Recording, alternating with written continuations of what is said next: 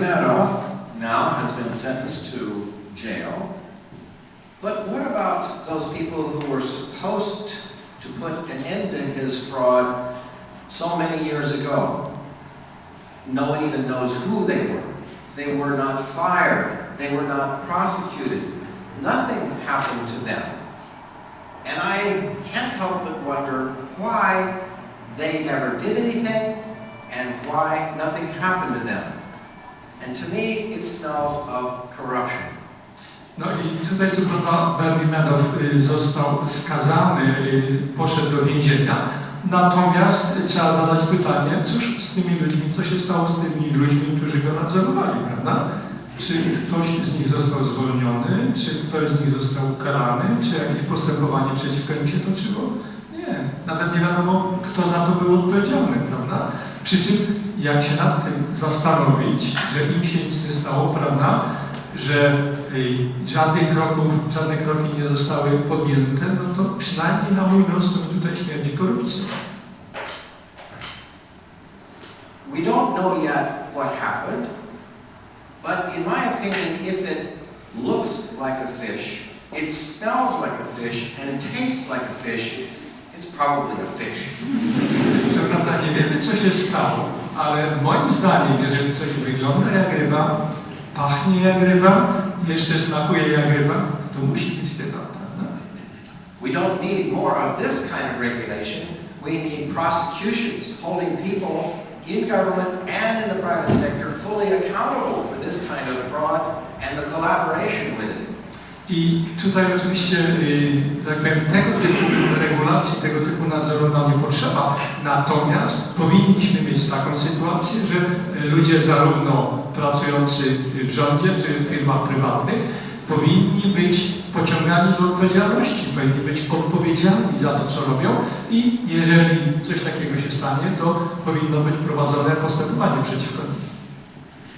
Proportions in the bailout will largely be absorbed by the Federal Reserve System. That's the central bank that basically will print money to bail out these institutions.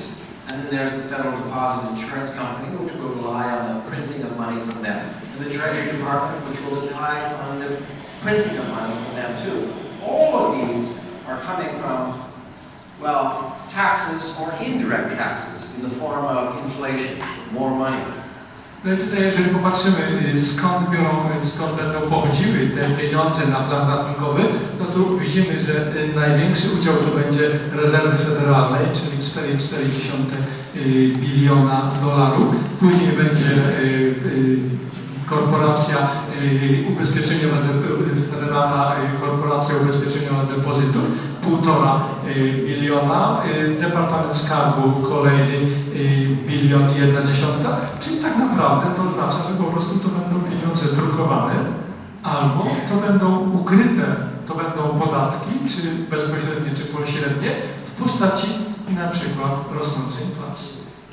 I would say that the Federal Reserve Board has done much to contribute to the boom and bust calamities that we've experienced in the last 100 years. Now, the Federal Reserve Board was created in 1913 to stabilize the economy.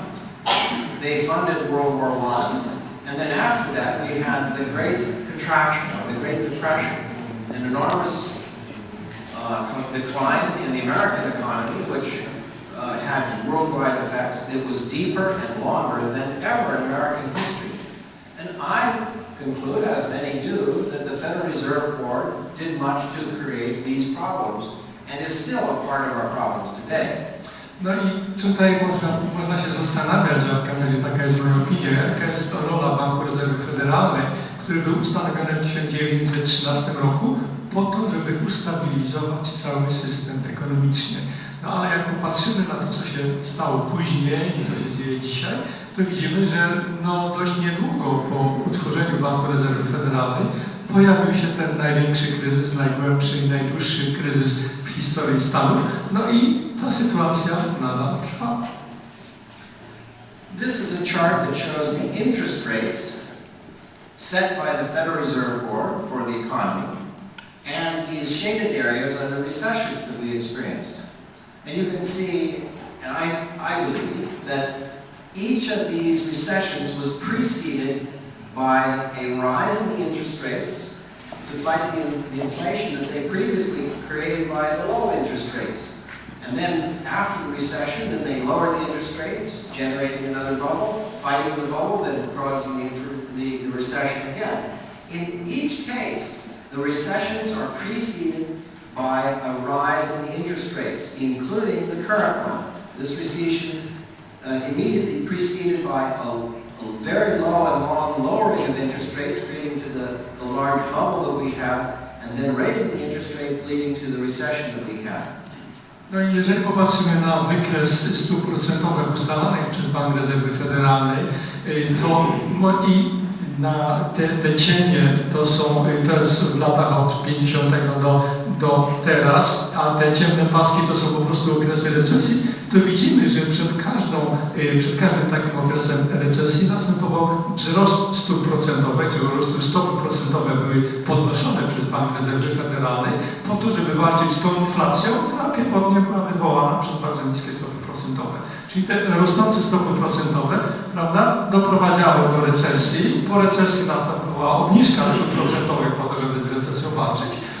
No potem jak się recesja kończyła, to stopy procentowe znowu szły do góry i tak dalej, tylko to było na różnym poziomie, przy czym również i zupełnie ostatnio przed tym kryzysem widzimy, że stopy procentowe z niskich podniosły się dość wysoko jak na amerykańskim banku.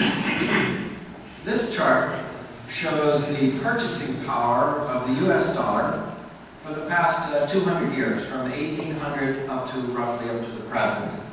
And this shows that for the most part the value of the dollar for 120 years was very stable.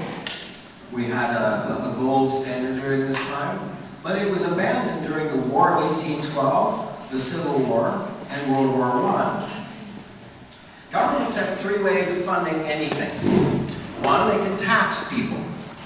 But if a government's going to war, the people really have to feel that it's a threat and important for them to pay for it by taxes. In other words, they might resist going to war if it's going to cost a lot and if it doesn't really mean something to their survival.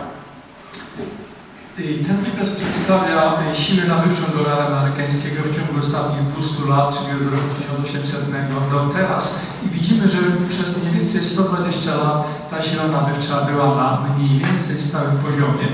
To było między innymi związane z tym, że obowiązywał standard złota, ale i w tym okresie pojawiały się takie spadki tej siły nabywczej.